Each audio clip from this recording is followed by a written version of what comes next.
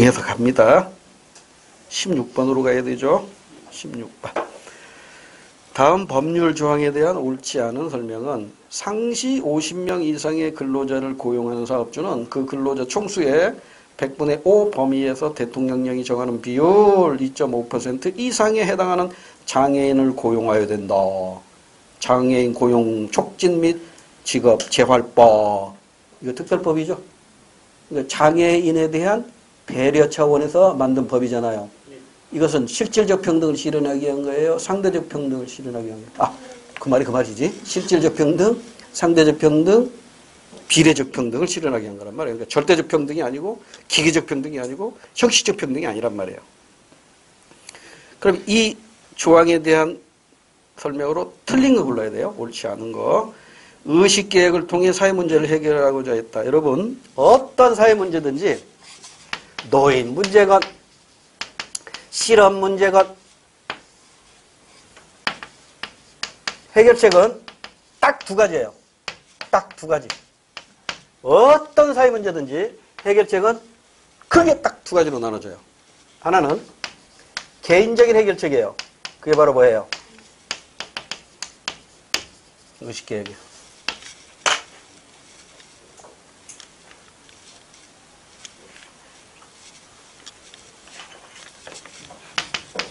국가적인 해결책, 사회적인 해결책.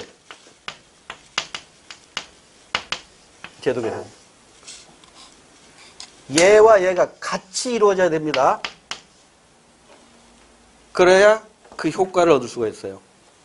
의식은 개혁됐는데 법이나 제도가 못 따라가면 안 되죠.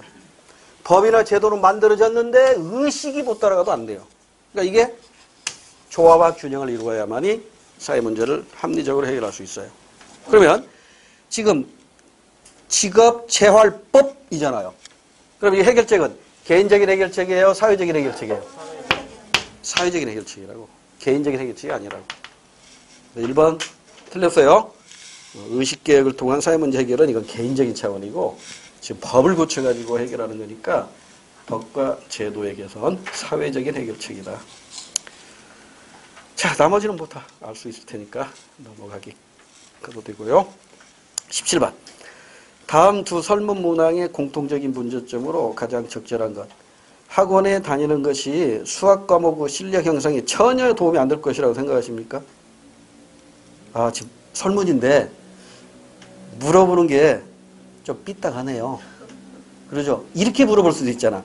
학원에 다니는 것이 수학 과목 실력 향상에 굉장한 도움이 될 거라고 생각하십니까? 이렇게 물어볼 수도 있잖아요. 근데 이것은 지금 뭐야? 특정 응답을 유도하고 있는 거라고. 두 번째, 우리나라의 전력 수요의 급증으로 인해 갈수록 전력난이 심각해질 것으로 예상되고 있습니다. 그러면 원자력 발전소 증설해야 됩니까? 그럼 해야지. 이렇게 대답해야 될 거 아니에요. 그러니까 특정 응답을 유도하는 질문을 하고 있다고요. 말을 바꾸면 질문자, 그러니까 이 연구자의 가치가 개입된 질문을 하고 있는 거예요. 그러니까 이런 것은 바람직한 질문지가 아니죠.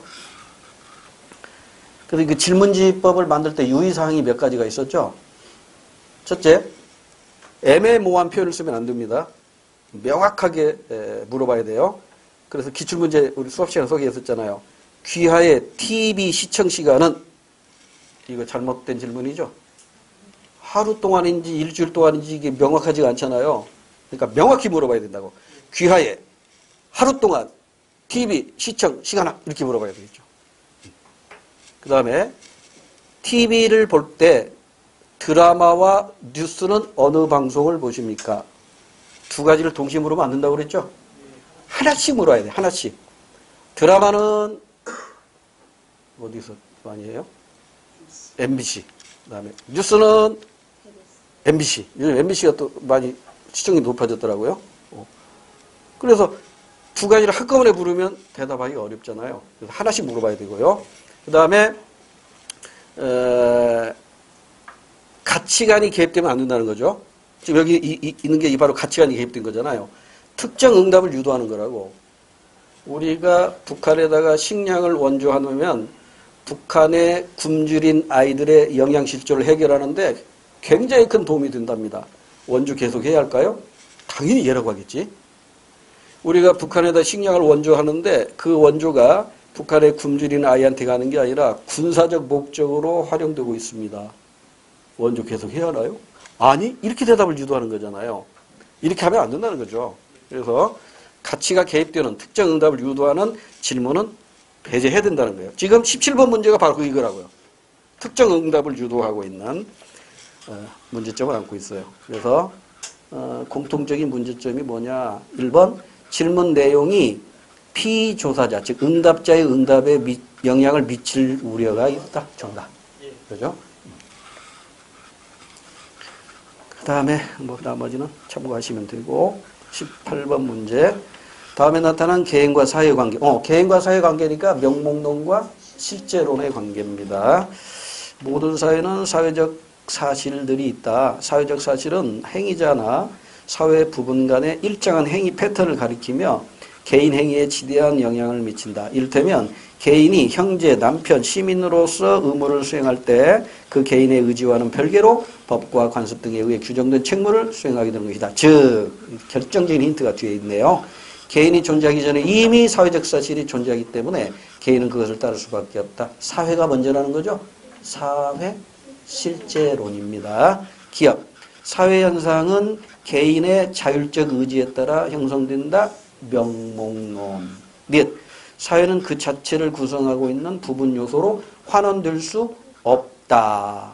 부분 요소로 환원되는 게 아니라 사회로 환원된다는 거잖아요. 개인으로는 환원될 수 없다는 것이니까 실제론. 디귿반. 사회 문제의 해결책으로 의식개혁보다 제도 개선을 강조한다. 의식개혁을 강조하면 명목론이죠. 그런데 제도 개선을 강조한다고 했으니까 실제론.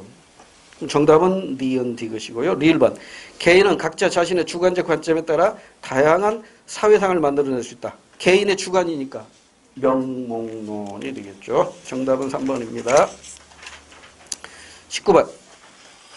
다음과 같은 사회문화 현상의 탐구 방법의 일반적인 특징에 대한 설명으로 적절하지 않은 것. 탐구 방법. 탐구 방법 크게 두 가지죠. 기억나요? 이론론과 이원론. 이론론을 다른 말로는 실증적 연구, 양적 접근법, 설명적 연구라고 하고요. 이원론은 뭐라고 하죠? 해석적 연구, 질적 접근법, 기술 또는 서술적 연구. 그렇게 얘기하죠. 그럼 이제 읽기 자료가 이론론인지 이원론인지를 먼저 판단해야 돼요. 제2차 세계대전 중 인류학자인 베네딕트, 이거 여성 사회학자죠. 미국의 여류 사회학자입니다. 국화와 칼이라는 일본 문화를 매우 냉정한 제3자적 입장에서 서술했고 지금도 스테디셀러로 잘 팔리고 있죠. 자, 베네딕트는 서구인의 상식으로는 도저히 이해할 수 없는 일본 문화. 서구인의 상식으로도 아니라 우리 입장에서도 쪽팔리들은 이해가 안 돼요. 연구했다. 그는 어떤 점에서 서구인과 일본인의 인생관이 일치하지 않는가를 이해하고 서로의 범주와 상징에 대한 의미를 연구했다. 그 결과 일본인들의 성격과 유계성에 기초한 사회적 인간관계가 서구와는 다른 독특한 특성이 있다는 사실을 밝혀냈어요. 근데 이 베네딕트 여사가 이 일본 문화를 연구한다고 하니까 일본 정부에서요. 모든 체제비와 연구비를 우리가 줄 테니까 일본에 와서 연구하세요. 하고 제안을 했다고요. 그러니까 이 베네딕트 여사가 이런 제에 거절해버렸어요. 내가 만약 일본에 들어간 순간 나는 일본을 객관적으로 볼 수 없다는 거예요. 그래서 미국 도서관에 앉아가지고 외국인이 일본에 대해서 어떻게 보고 있는가. 그리고 그 사람들이 본 것을 또 자기 입장에서 또 냉정하게 비판하면서 쓴 객관적 일본 문화. 그 책 이름이 국화와 칼입니다. 일본 사람들이 제일 좋아하는 꽃이 국화랍니다. 그들의 나라 꽃은 사쿠라죠. 벚꽃인데 일본 사람들이 진짜 좋아하는 꽃은 국화래요. 그 이유는 국화는요. 다른 꽃이 다 지고 나서 홀로 핍니다. 여름에 다른 꽃이 활짝 피었을 때 국화는 피지 않아요. 가을에, 늦가을에 다 꽃질 때 국화는 피어나요. 이게 일본이라는 거예요. 그래서 우리 예전에 그런 말이 있었잖아요. 우리 한반도를 기준으로 해가지고 소련 놈만 속지 마라. 중국은 주무신다. 일본이 일어난다. 그랬었거든요. 그러니까 일본이 일어나는 게, 그러니까 남들 다 이렇게 꽃이 질 때 혼자 일어난다는 거예요. 근데 이게 국화라는 게 이게 정말 우아하잖아요. 그러니까 일본의 왕궁을 감싸고 있는 꽃이 국화인데 칼이 들어가 있단 말이에요. 그러니까 겉에는 국화예요.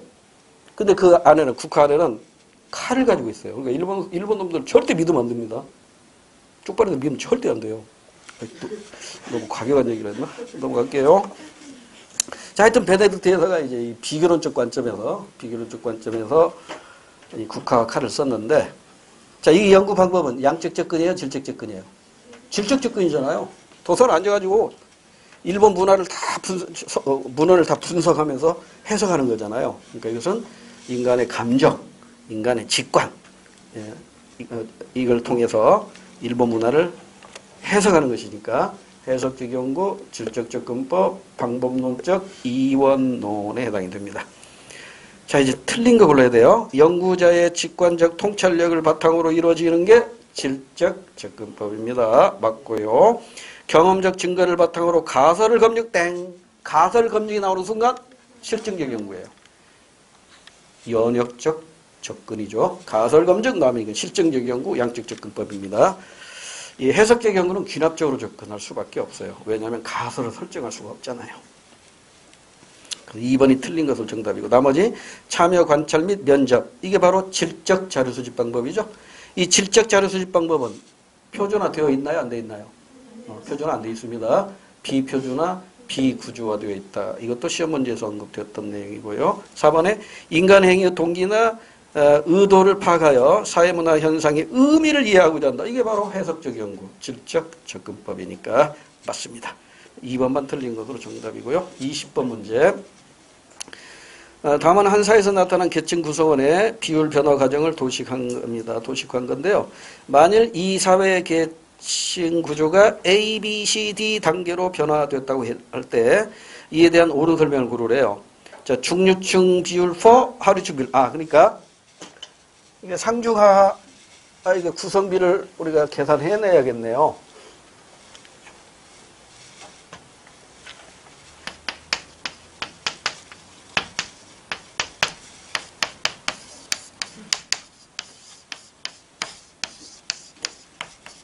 자, 확인해 보자고요. 먼저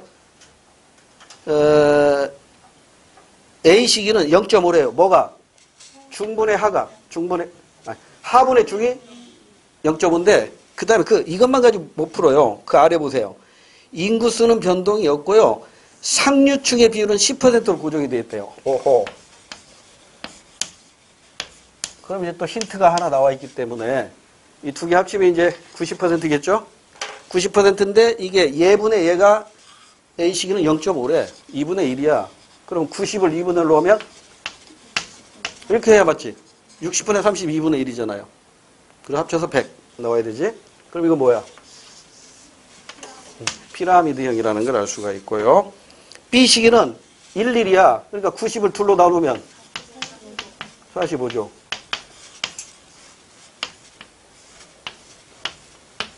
이렇게 되는 거겠죠? 10, 45, 45. C 시기는 얘분의 얘가 1.5야. 그럼 얘가 더 많은 거잖아. 그 얼마라고 해야 되나? 35하고 65 하면? 55 하면 1.5 되나? 1.5 되죠.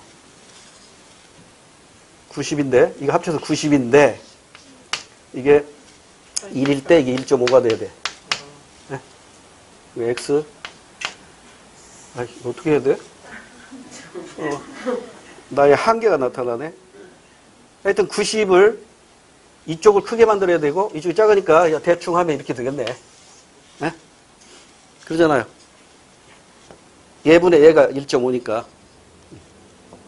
그 다음에 이제 D는 8이래. 8. 얘분의 얘가 8이래. 그럼 이건 쉽네. 이건 나도 해. 이건 이렇게 되는데 중산층 비율이 얘보다 얘가 더 커요. 얘는 중산층인, 다이아몬드형인데 날씬한 다이아몬드형이고, 이건 옆으로 퍼진 다이아몬드형. 어느 게 더 좋아? 이게 더 좋아. D가 더 좋아요. 자, 그러면 이제 문제로 다시 올게요. 옳은 설명을 물으래요. 계층적 지위 세습은 나타나지 않았다. 어떻게 알아 이걸? 이것만 보고는 알 수 없어요. 2번. 성취주의에 의한 사회 이동이 증가했을 것이다. 상중하의 사회 이동이 지금 변하고 있죠? 지금 특히 중산층이 많이 늘어나고 있잖아요. 그러니까 성취주의에 의한 사회 이동이 증가했다. 맞는 얘기잖아요. 그래서 2번이 정답이고요. 3번은 왜 틀렸나 보자고요. 부분평등형에서 부분평등이 뭐죠? 다이아몬드형. 다이아몬드형을 부분평등형이라고 하고 이게 부분평등형이고 이걸 우리 뭐라고 해요? 부분계층형이라고 한다고 그랬죠? 또는 성층형이라고도 해요. 부분계층형 또는 부분성층형이라고도 해요. 3번 부분평등형에서 부분계층형으로 변화되고 있다. 이건 거꾸로 돼 있죠. 부분계층형에서 부분평등형으로 변화되고 있습니다. B사회는 중류층과 하류층의 인구수가 같고 B사회는 중류층과 하류층의 인구수가 같고 맞네 여기까지는. D사회는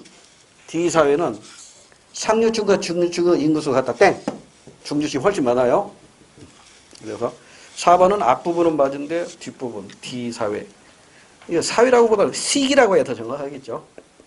D시기. 자, 이제 18회로 갑니다. 다음 등기부 등본을 보고 물음에 답하시오. 자, 표제부는 지금 생략되어 있는 거죠.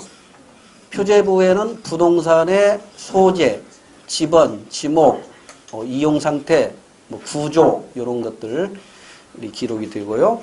갑구에는 소유권, 소유권이 보존 등기가 되어 있고 이제 이게 이전이 되면 이전 등기가 이루어지는 것이죠.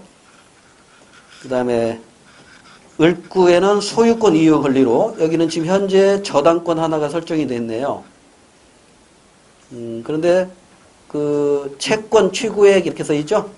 그러니까 채권 취구액 이거 상식으로 알아두세요. 이거 아주 시험 문제 나오는 건 아닌데 채권 취구액이 나오면 이건 저당권 중에 근저당입니다. 그러니까 근저당이라는 건 뭐냐면 여러분이 은행과 거래할 때 딱 한 번만 하고 말잖아요. 그럴 때는 저당권을 설정하죠. 그러니까 이를테면 여러분이 대출을 받는데 은행에서 우리 집을 담보로 저당으로 대출 받을게요. 한 번에 끝나잖아요. 그럼 그 저당권이에요. 그런데 내가 사업하는 사람이야. 그래서 내가 이 집을 담보로 저당권을 잡히고 돈을 빌려 쓸 텐데 최고 얼마까지 빌려줄 수 있어요? 이렇게 물어보는 거야. 그럼 은행에서는 20% 이자를 가산해요. 그러니까 내가 5억까지 빌려줄 수 있어. 그러면 5억에다가 20%면 1억을 보태요. 그러면 채권 취구액이 얼마예요? 6억이야.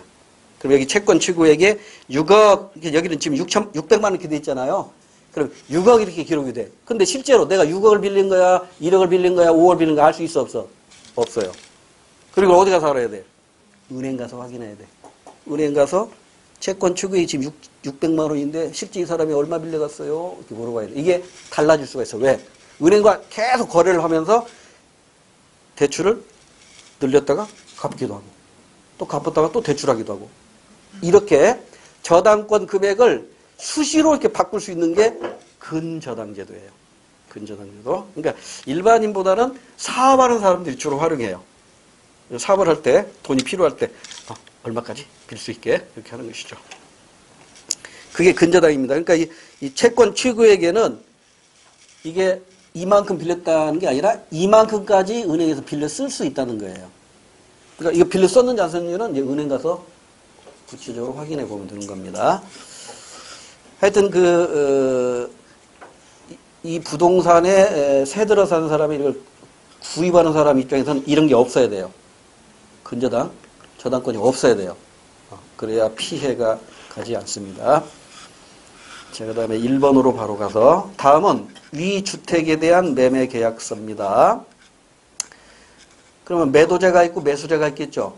매도자가 집주인이니까 소유권 보존 등기한 사람이 누구죠? 김갑동 씨네요. 그 다음에 매수자는 거기에 보니까 박한국이라고 되어 있네요. 그러니까 파는 사람, 집주인은 김갑동. 이게 갑이고요. 그 다음에 매수인 박한국 이게 을입니다. 그래서 갑이 을보다는 사회적으로는 우위에 있는 거죠. 그래서 가끔 갑질한다는 말이 여기서 비롯되는 것이고요. 아래 표시의 부동산에 관하여 다음과 같이 합의하여 계약을 했다. 그래서 매매 대금은 1,000만 원인데 100만 원 계약금, 중도금 400만 원, 잔금 500만 원인데 여기서 조심해야 할 거 있죠. 중도금 지급 이후에는 계약 해제가 불가능합니다. 특례로 단서를 달아가지고 중도금 지급한 후에도 당사자 일방에 의해서 계약을 해제할 수 있습니다. 라고 특약을 둔다면 할 수 있어요. 중도 해약할 수 있는데 원칙적으로 그런 말이 없으면 중도금 지급한 이후에는 이 계약, 매매 계약은 해제가 불가능합니다. 계약 해제 불가. 그 다음에 하나 더 짚고 넘어갈게. 이중 매매도 유효하다고 그랬어요. 계약 자유의 원칙에 의해서. 자, 이제 1번으로 바로 갑니다. 근데 잠깐만. 지금 중도금은 2013년 10월 15일에 지급하고 잔금은 11월 15일에 지급한대요. 잔금 지불하고 그 다음에 등기 서류 받아가지고 등기를 완료해야 소유권이 이전된다는 것도 기억해 두시고요. 그 다음에 1번으로 바로 가볼까요? 박한국 씨는 매수자, 집을 사려는 사람은 10월 15일 전까지, 10월 15일이니까 중도금 지급 날짜입니다. 중도금 지급 전까지 계약금 100만 원을 포기하고 계약을 해지할 수 있나요, 없나요? 있어요. 중도금 지급 전이니까. 지급 후에는 안 돼요. 그런가 하면 박한국이 아니라 김갑동도 계약을 해지할 수 있겠죠? 중도금 지급 전이라면. 계약금의 더블로 손해배상해야 됩니다. 1번이 정답이에요. 그럼 나머지는 왜 틀렸는가 하나씩 따질 줄 알아야 돼요. 김갑동 씨는 2013년 11월 15일 전까지 그러니까 잔금 지불 전까지 200만 원을 박한국 씨에게 배상하고 계약을 해지할 수 있다. 땡. 15일 전이 아니라 10월 15일이에요. 11월 15일이 아니라 10월 15일.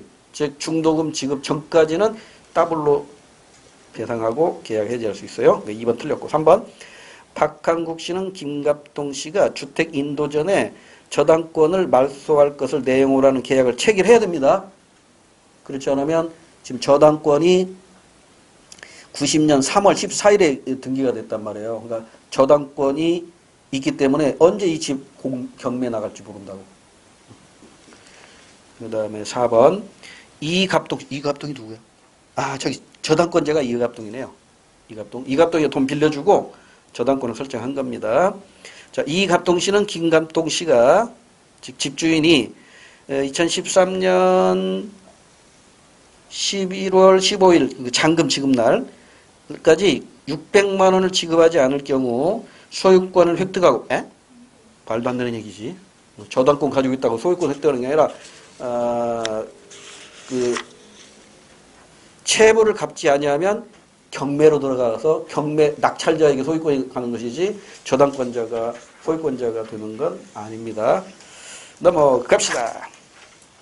2번 문제. 그림은 어느 국제기구의 조직도입니다. 옳지 않은 것. 총회가 있고 경제사회사회, 안전보장사회 감 잡았죠? UN입니다. 국제연합. 자, 옳지 않은 것 찾으라고 했어요. 1번. A. UN 총회에서는 주권 평등의 원칙 하에 일국 일표주의가 적용된다. 그렇습니다. 맞고요. 2번. B. 안전보장이사회 약자로 안보리에서는 투표권이 차등 부여되면 차등 부여되는 건 아니에요. 15개 이사국에게 15개 표를 주기는 해요. 그러나 상임 이사국 5나라만 거부권 행사할 수 있는 것이지 차등 부과하는 건 아닙니다. 일국 일표가 적용됩니다. 2번이 틀린 것으로 정답이네요. C의 장, 사무국의 장, 이걸 사무총장이라고 하죠. 우리나라에서도 배출되었죠. 여기 충북 사람이던가요? 충북? 반기문 선생. 반기문. 영어를 그렇게 잘했다고 그러는데 발음은 형편없는 것 같더라고요. 그 다음에 그러니까 C의 장은 사무총장은 유엔 사무총장 이 국제기구를 대외적으로 대표하는 역할을 한다 봤고요. 약소국의 영향은 B보다 A에서 그다 거꾸로 되지. 약소국이라도 1인 1표는 총회에서 사용할 수 있지만 B보다 A에서 더 크다. 아 맞네요. 거꾸로 맞네. 맞네요. 4번도 맞네. 약소국의 영향은 B보다 안보리보다는 A 총회에서 더 큽니다. 맞아요. 틀린 건 2번 정답. 3번 문제. 어느 소비자가 구매 상품의 흠으로 이번 피해를 구제받기 위한 절차에 대한 설명으로 옳지 않은 걸 저지래요. 사업자에게 적절한 보상을 의뢰한다. 그러면 보상 받으면 그걸로 끝나죠. 부족하면 어떻게 돼요? 제 사례를 하나 봤을 때 수업 시간에 한번 얘기했던 건데 제가 중계동에서 강의하는데 그때도 제가 이 문과반 담임을 했을 때요. 담임봤는데 점심시간에 여학생 하나가 목소리도 커요. 여학생이 선생님 하면서 막 나한테 달려오는데 양파깡인가 감자깡인가 있잖아요. 그 봉지를 들고 막 와가지고 교무실이 그냥 시끄럽게 하다. 왜? 그러니 이거 보세요. 이거 불량품이잖아. 이거 어떻게 해결해야 돼요? 그런 거예요. 봤더니 조그마한 쇠조각이 그 양파깡인가 감자깡인가 그 안에 들어있는 거야. 이거 어디서 샀냐? 그 학원 올 때 점심 때 먹으려고 간식을 먹으려고 사왔다는 거예요. 그럼 거기 가서 해결해야 되지. 그럼 외출증 끊어주세요. 그러는 거야. 그래도 외출증 끊어주려고 하니까 아니 가만있어 봐. 내가 한번 해결해볼게. 소비자 거기 봉지에 그 회사에 뭐예요? 그 소비자 그 상담인가 뭐 써 있더라고요. 전화를 했어 점심시간에. 받았어. 통화가 됐어요. 여기 중계동에 있는 모 학원인데 지금 우리 학생이 귀 회사의 그 과자 안에서 이물질이 발견됐는데 이거 와서 확인하고 해결 좀 해주세요. 10분도 안 되니까 바로 왔더라고요. 바로 왔더라고요. 그래서 보여주니까 그걸 보더니 아이고 죄송합니다. 그 학생한테 이거 어떻게 변상을 하면 좋겠냐. 그냥 현금으로 그냥 현금으로 그냥 반환해드릴까요? 아니면 새로운 과자로 드릴까요? 그러더라고요. 그 학생이 나한테 선생님 어떻게 해야 돼요? 그러더라고요. 이거 새 걸로 받아야지. 근데 우리 반 몇 명이지? 네, 물어봤어요. 25명이요. 우리 반 25명이랍니다. 바로 25봉지 가져왔더라고요. 그러니까 해결됐어요. 그런데 이걸 만약에 안 해주면 친구가 했는데 그럴 수 이 학생이 거기다가 이거 넣은 거 아니냐. 쇠조각을. 이거 어떻게 믿느냐. 할 수 없다. 이렇게 되면 이제 그 다음 단계로 가야 돼요. 그 다음 단계 가봅시다. 4번. 한국소비자원에 피해 구제를 의뢰하면 돼요. 그러면 여기에서도 이제 이렇게 합의하세요 하고 얘기가 나오잖아요.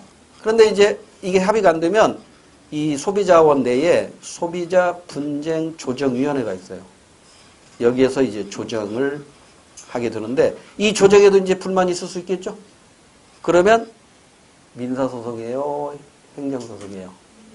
민사소송으로 갑니다. 예, 지금 소송으로 해결한다 했는데 이때 소송은 민사소송입니다. 최후의 수단은 민사소송.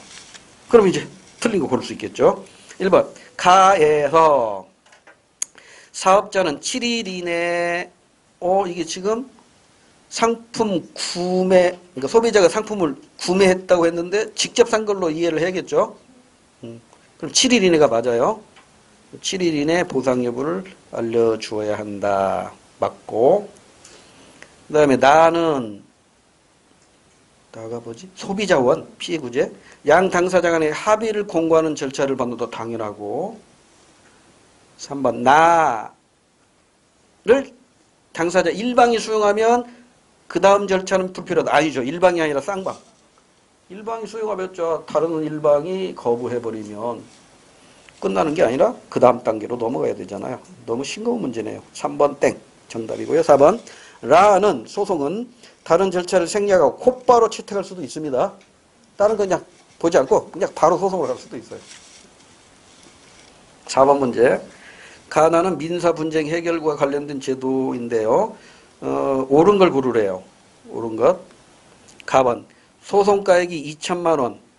지금은 이거 바뀌었죠? 3천만 원을 초과하지 않는 단순한 사건에 대해 정식 소송에 비해 신속하고 간편한 절차에 따라 진행되는데 1회 변론으로 끝납니다. 한 번 변론하는 것으로 끝나요. 그러니까 법원에 한 번만 가면 돼요. 두 번 갈 필요 없어요. 근데 한 번 가더라도 본인이 갈 수도 있고요. 가족, 배우자, 친족 중에 대리로 가도 돼요. 그 다음에 4번.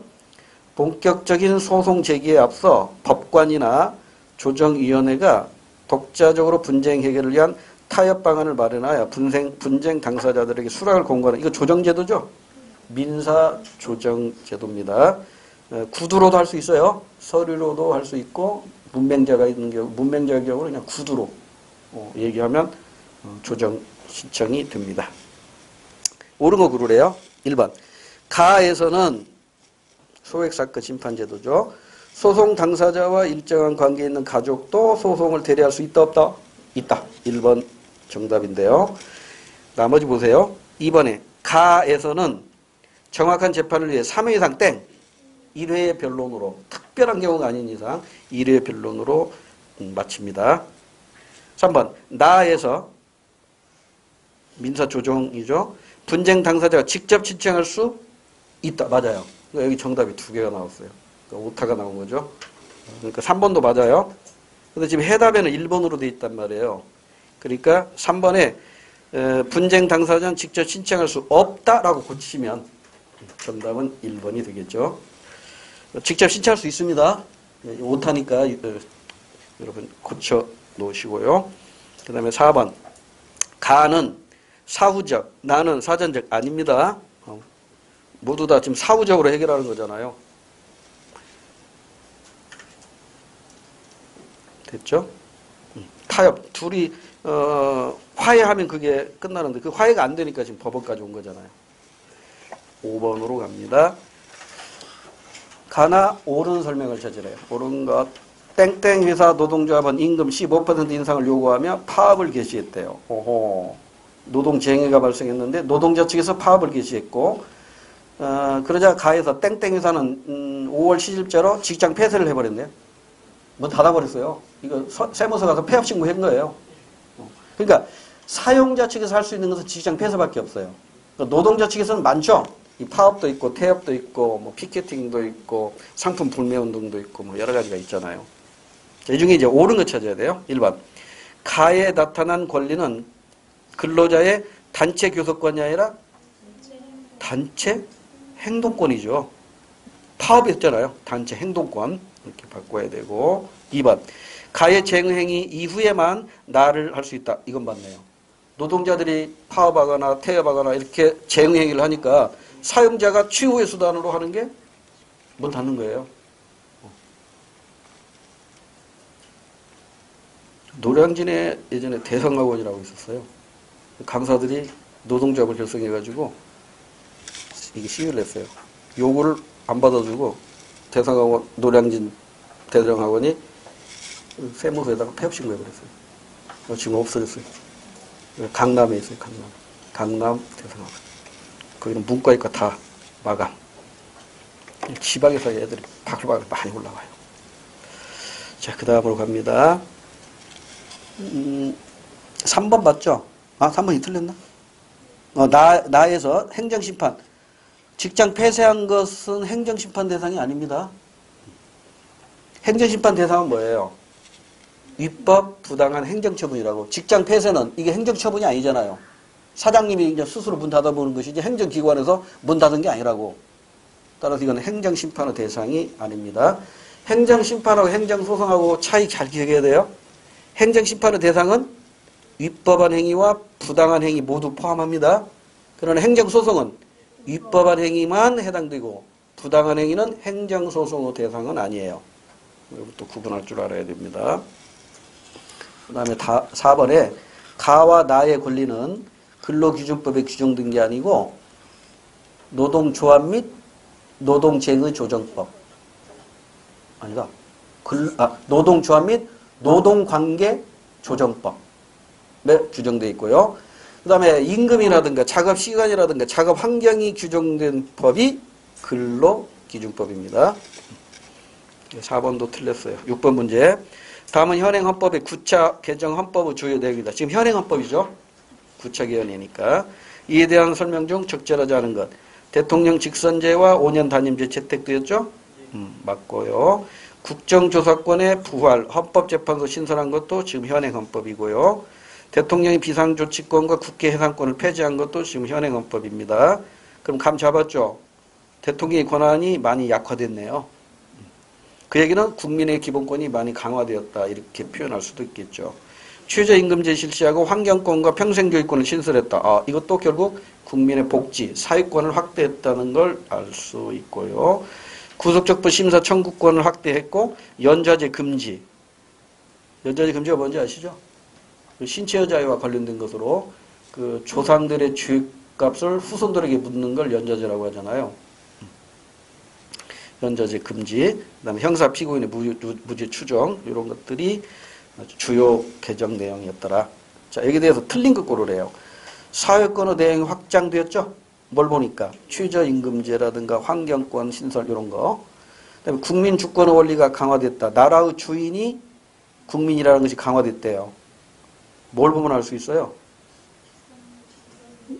그렇잖아요. 연좌제 금지라든가 형사 피고인의 무죄 추정 이게 다 국민 개개인의 권리를 실현하기 위한 것들이니까 국민 주권 원리가 강화됐다. 맞고 4번, 3번 신체의 자유를 보장하기 위한 노력이 나타나고 있죠. 거기 나와 있잖아요. 구속적 부심사제, 연좌제 금지 다 해당되는 것이고 국민 생활에 대한 정부 규제가 축소된 게 아니라 확대되었다고 봐야 됩니다. 국민의 복지 증진을 위해서 최저임금제 실시하고 환경권, 평생교육권 신설 이런 것들은 정부 규제가 확대된 걸로 봐야 되겠죠. 4번이 잘못됐습니다. 그럼 축소된 건 뭐예요? 대통령의 권한이 축소됐죠. 7번 문제. 기억니은, 밑줄 친 기억니은 사례. 정치에 참여하는 방법인데요. 개별적 참여가 있고 집단적 참여가 있어요. 하나씩 보자고요. 언론기관의 독자 투고니까 개별적 참여. 시민단체 활동, 집단적 참여. 정답이네. 나머지 선거의 투표, 개별적 참여. 정부 당국의 청원, 개별적 참여. 공무 단임권, 개별적 참여. 선거에서의 투표도 개별적 참여. 이익집단 활동, 집단적 참여. 집회 및 시위 참가, 집단적 참여. 어려운 거 아니고요. 8번 문제. 가나는 형사사건과 관련된 두 제도의 활용 사례입니다. 형사사건이라고 했네요. 그리고 두 제도 뭘까? 옳은 걸 고르래요. 갑은 갑은 과실치사 혐의로 체포되었고 구금된 상태에서 2달간이나 형사재판을 받았다. 하지만 재판 결과 무죄 취지의 확정 판결을 받게 된 갑은 수사와 재판으로 인해 자신이 입은 피해에 대해 보상금 지급을 청구했다. 형사 보상 청구권입니다. 나번 을은 퇴근길에 정체불명의 귀환들로부터 폭행을 당하여 사망하였고 을의 유족으로는 임신한 아내 병이 있다. 가해자들을 찾을 수가 있는 아무런 단서가 발견되지 않아 수사는 미궁에 빠졌고 을의 사망으로 고통을 받던 병은 국가의 구조금 지급을 청구했다. 국가 구조 청구권입니다. 더 정확히 말하면 범죄 피해자의 국가 구조 청구권이죠. 그러니까 가는 형사 보상 청구권, 나는 범죄 피해자의 국가 구조 청구권. 둘 다 청구권입니다. 이게 청구권이니까 수단적 기본권으로 공부한 적이 있어요. 5개밖에 없죠. 열거적 권리. 1번 확정 판결을 받아 형이 집행 중인 사람은 가의 제도를 활용할 수 있을까요? 없을까요? 확정 판결을 받아서 지금 교도소에 복역 중이에요. 판례를 하나 소개해 드릴게요. 가능합니다. 참 슬픈 판례인데 시간이 없으니까 간단히 할게요. 경찰 공무원 시험에 합격해가지고 초임 발령을 받아서 서울에서 근무하는 젊은이가 있었어요. 근데 시골에서 약혼녀가 있었어요. 시골에서 이 약혼녀가 그 약혼자를 만나서 왔는데 이 약혼 경찰이 순경인데 이 순경이 그날 야근 근무를 하게 됐어요. 그래서 이제 저녁을 먹고 야근 때문에 여관에다가 이제 방을 얻어놓고 재우고 나와서 야근하고 돌아와 보니까 싸늘한 시체로 발견된 거예요. 근데 아무런 타살 흔적이 없는 거예요. 그러니까 신고를 했는데 결국 수사 과정에서 증거를 발견하지 못하니까 네가 죽였잖아. 그래가지고 결국은 이 경찰관이 자백을 할 수밖에 없었어요. 왜? 수사 과정에서 야 자백해 인마. 그래야 형량이라도 줄이지. 그러니까 여기 넘어간 거야. 그리고 이제 형이 대법원까지 그냥 일사천리로 가가지고 확정 판결이 됐어요. 징역 15년이. 확정 판결이 돼가지고 복역 중인데 3년이 지났나? 진범을 붙잡았어요. 어떻게 붙잡았냐면 그날이 이 경찰관이 월급을 받은 날인데 그 월급을 그 여자에게 맡겼던 거예요. 그러니까 이 경찰관이 잠깐 야간 근무 때문에 나온 사이에 이걸 목격한 형사 피해자가 범인이 젊은 놈이더라고요. 10대. 그 방에 들어가가지고 이제 이걸 가방 훔치다가 인기척에 의해서 깨어나니까 이불로 덮어서 목줄을 숨지게 했다고. 그러니까 아무런 이유도 안 남는 거예요. 근데 거기에서 이제 월급봉투 가지고 왔잖아요. 근데 그 월급봉투에 현금과 자기압수표가 있었어요. 근데 자기압수표가 이제 이 사건이 이렇게 터지니까 이게 이 도난 신고도 했을 거 아니에요. 수표도 사라졌다는 그 수표 번호까지 이제 확인했을 거 아니에요. 3년 후에 이 수표를 사용하다가 붙잡힌 거야. 너 이 수표 어디서 났어? 그래가지고 그 10대가 붙잡혔어요. 진법 교도소에 있었잖아요. 무죄로 풀려 나왔어요. 그럼 이제 형사보상 청구권 행사해야 되죠. 보상 받으면 뭐냐고. 사랑하는 연인은 이미 이 세상을 떠났잖아요. 이런 사건이 있었다고. 이런 사건이 비일비재하다고요. 그래서 1번 확정 판결을 받아 형이 집행 중인 사람도 형사보상 청구 제도를 활용할 수 있습니다. 복역을 다 마치고도 활용할 수 있잖아.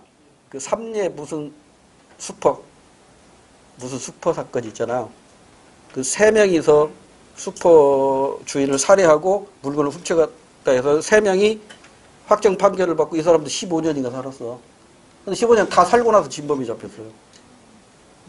그 15년 다 산 것에 대해서 보상은 받았어요. 몇 억씩 받았지만 청춘 다 보낸 거잖아.